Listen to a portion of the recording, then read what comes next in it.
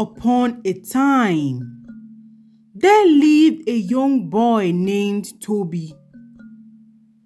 Toby's parents loved him so much and did everything they could to make him happy.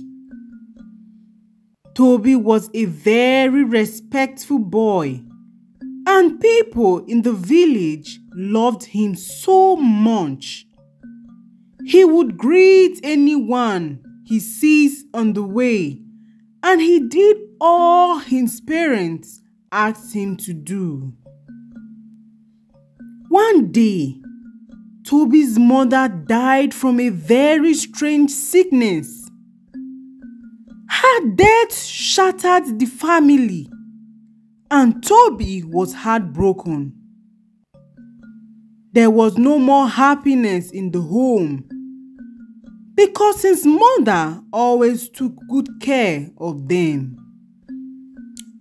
After a few years, Toby's father decided to marry another wife so as to take the place of a mother in the home, as he was unable to do both.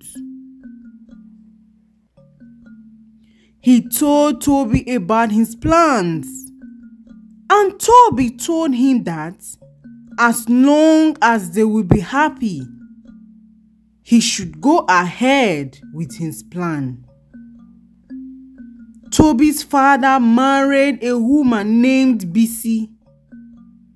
She was very kind, and she took good care of the home. She made nice meals for Toby. Toby's father was able to focus on his farm works and would provide all they needed in the home. After some months, Toby's stepmother Bisi had a baby boy, and ever since then, her character changed. She no longer cared for Toby. She would make him do all the work in the home, and she would give him little or no food. And when she sees that Toby's father was coming home, she would rub some oil on Toby's mouth, and Toby's father would not bother to ask if he had eaten. This went on for a long time, till Toby's father died from a mysterious snake bite, and Toby was left alone with his stepmother and her son. His days got so lonely, and his stepmother did all she could to get rid of him, so that her son Tunde would take over all the properties. She made Toby hawk fruits in the village and do all the chores, while she would sit at home doing nothing. One day, when Toby was hawking some fruits, he saw a very sick old woman. The old woman was hungry and begged Toby for some fruits. Toby hesitated at first because the fruits belonged to his stepmother, and he would be in serious trouble if he does not return home with the full money.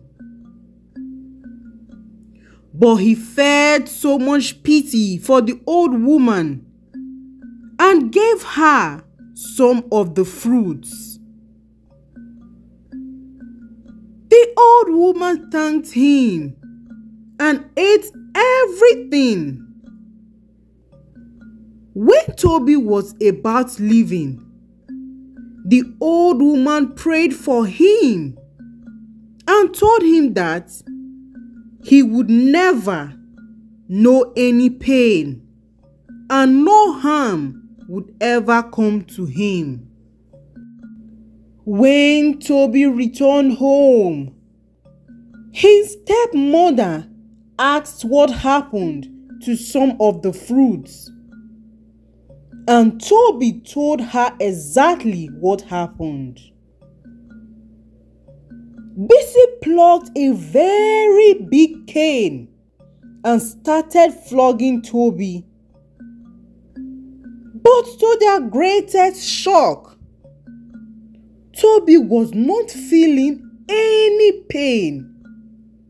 Instead, Tunde started crying loudly. When Bisi went to get him, she saw cane marks on his body. Bisi started calling Toby a wizard and accusing him of using juju on her son.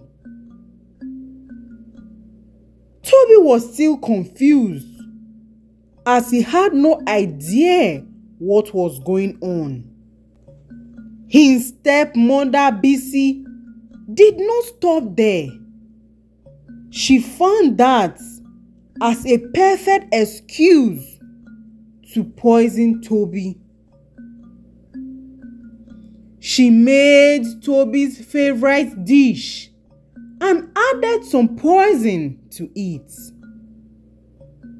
Toby ate the food and drank some water, but nothing happened to him.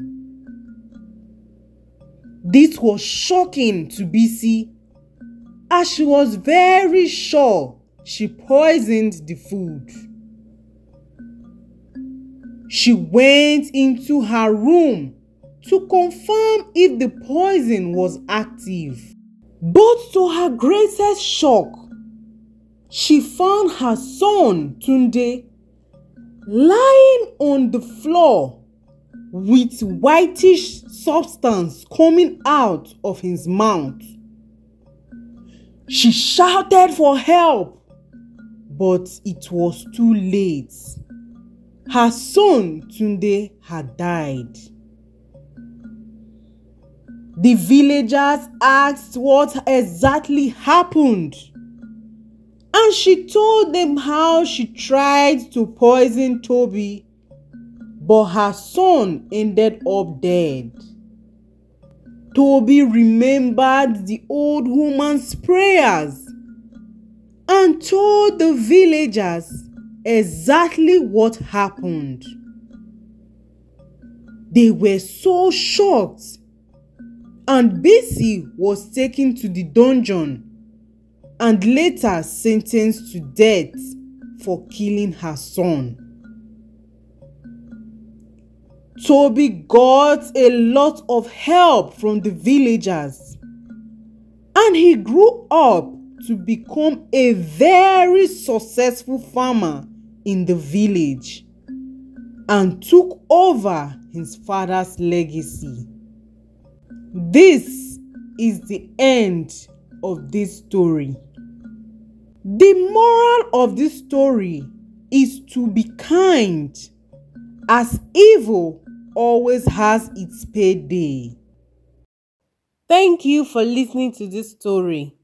Please do not forget to subscribe, like and share this video, and also comment where you are watching from below. We love and appreciate you. Bye.